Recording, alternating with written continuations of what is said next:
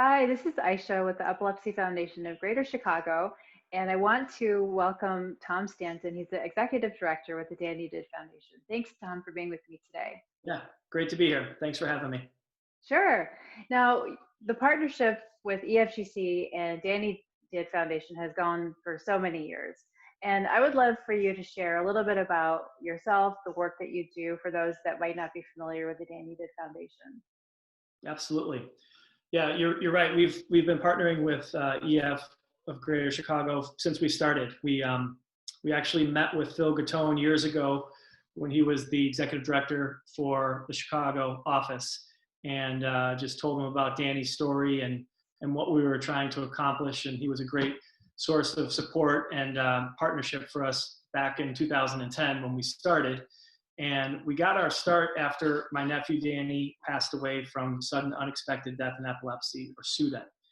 And many people listening might be familiar with that term, and it's a risk that comes with epilepsy. Unfortunately, it's a reality that anyone who copes with seizures should be educated about and informed about. Danny's story was that he had his first seizure around the age of 2, and his parents witnessed 4 seizures between the age of 2 and 4, and they all happened while he was sleeping. So his seizures were nocturnal. He was pretty well controlled by medication, relatively low volume of seizure activity. And then 3 months before his 5th birthday, his parents found him. He had passed away after a seizure in his sleep. So like a lot of stories and a lot of families we've met since that happened, SUDEP oftentimes strikes during sleep, and the person is found in bed. But more than that, we want to remember Danny for his life and for the kid that he was, for the impact that he had, not only on his family, but on his whole community, his neighborhood, in our extended family as well. So he was full of life, full of smiles. And the motto for our foundation is, please go and enjoy your life. Danny did. That's where we got the name for the foundation. And that really kind of captures his spirit and the kind of spirit we want to have about our cause, which is to be hopeful, to look ahead, and to try to help. So Danny really drives what we do at the foundation. And he's kind of our guiding light for what we're about. Every time I hear that message, I get chills. I think it is such a beautiful message, and it's such a beautiful name to your organization, Danny Did. I love it.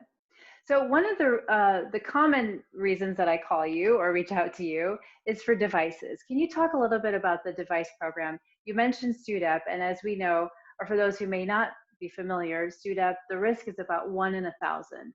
But it's still a very important conversation to have for any person living with epilepsy with their healthcare provider.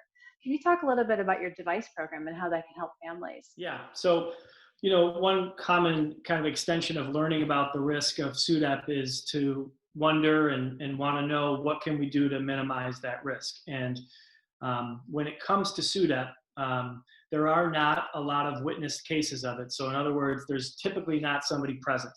That's not to say it never happens, but usually the person is found alone. So kind of work backwards from that. One thought process is that early intervention or intervention of some kind, either during or right after a seizure, can lead to a better outcome. And so we think about what can enable that prevention. And of course, a lot of parents out there are very familiar with co-sleeping or doing constant bed checks on their children or their spouse or whomever, their roommate.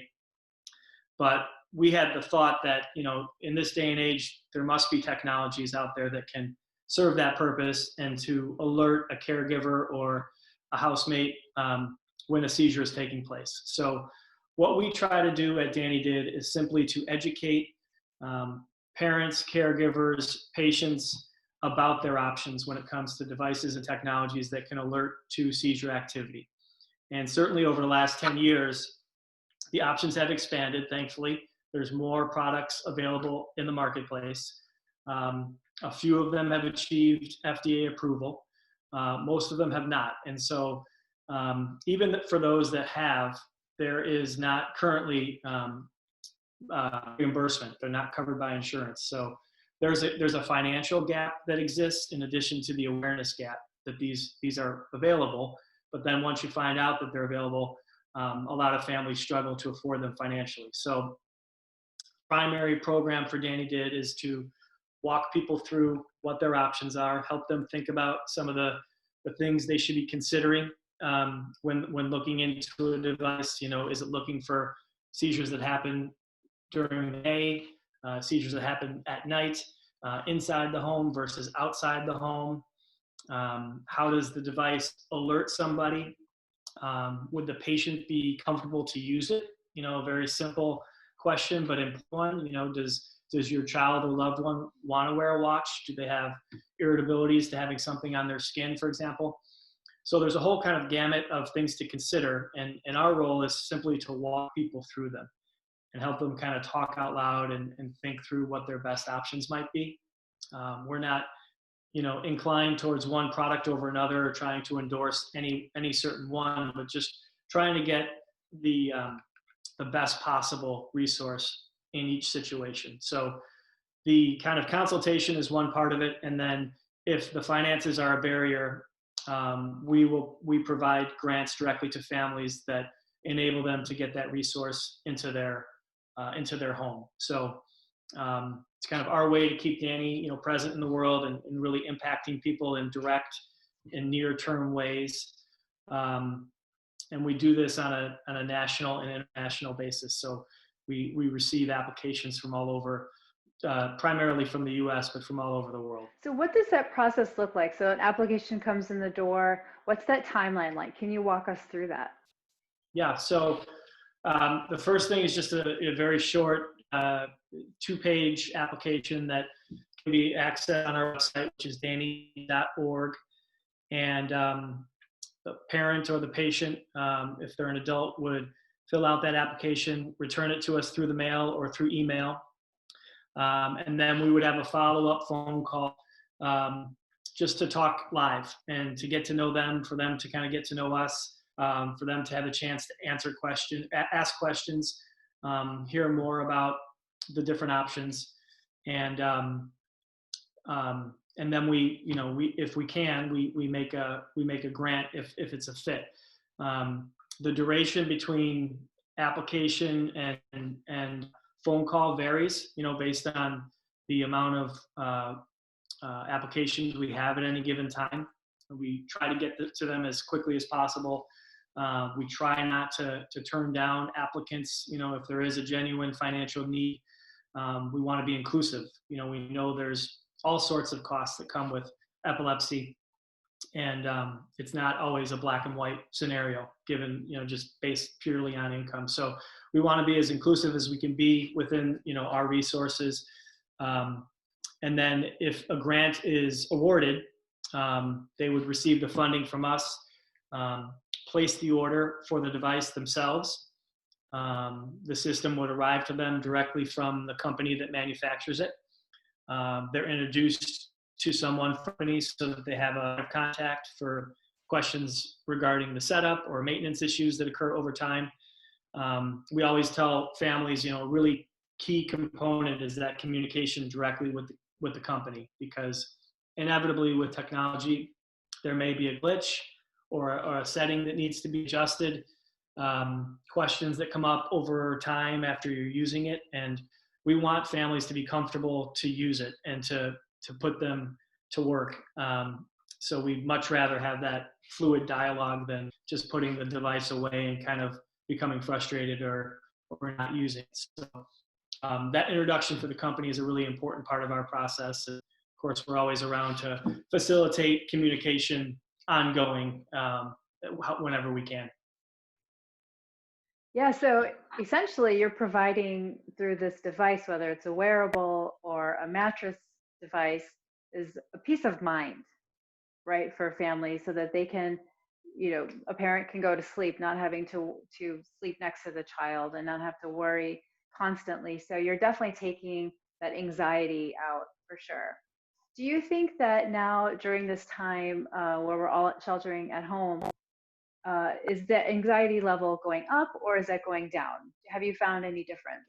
By and large, for most people, the anxiety and stress levels are increased, just if for no other reason due to the disruption in schedule. You have potentially one or multiple parents working in the home, your childcare, if you had some, or your schooling is changed and disrupted. So parents are wearing even more hats than they normally do.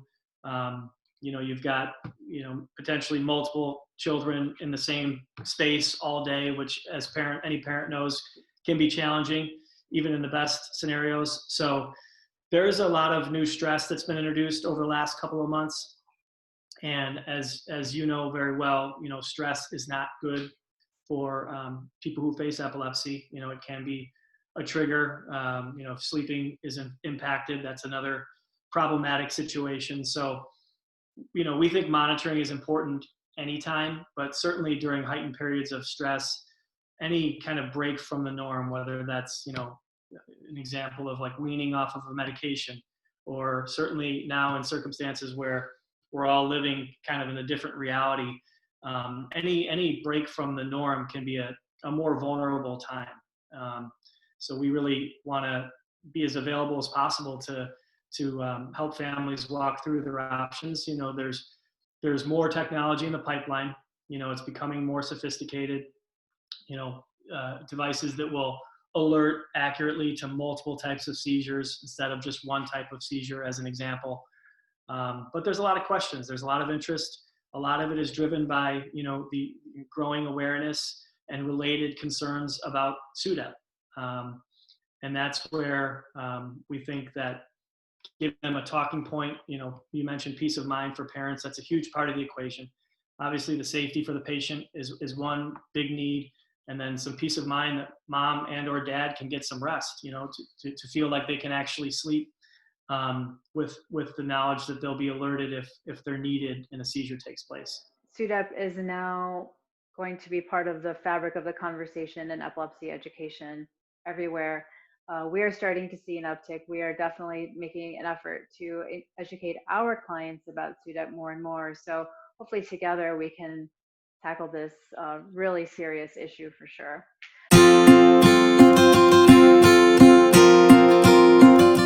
What's kind of on the forefront of your mind? What is Danny Did looking forward to this year and beyond? Yeah, so you're right. It's a big year for us. Not kind of how we thought it would start, but certainly for a family-run organization to get to the 10-year mark is something that we're really proud of.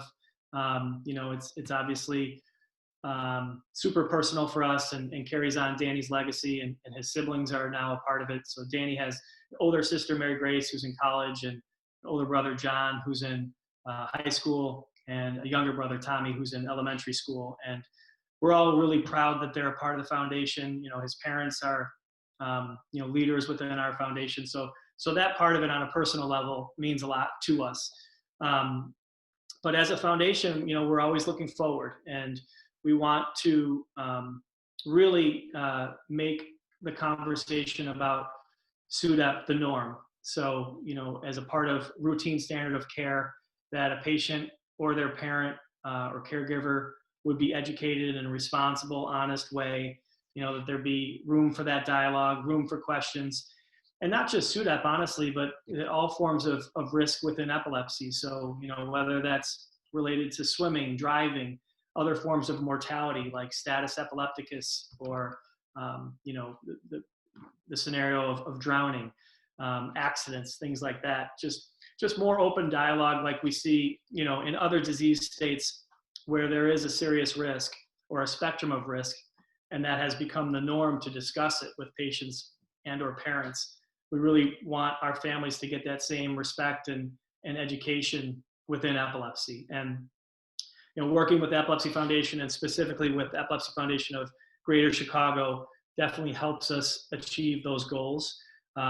As you know, this spring we collaborated on the 1 in 26 campaign here in Chicago to kind of try to reach the mainstream public with information about the prevalence of epilepsy, because a lot of people are surprised to hear that 1 in 26 Americans will develop epilepsy.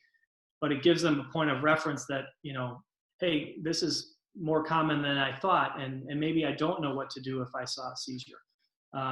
So campaigns like that are really important, to speak to an audience outside of our direct community of families, because the trickle down is that, more people are aware of epilepsy, informed about what to do, and hopefully become, supporters of the various advocacy efforts that exist.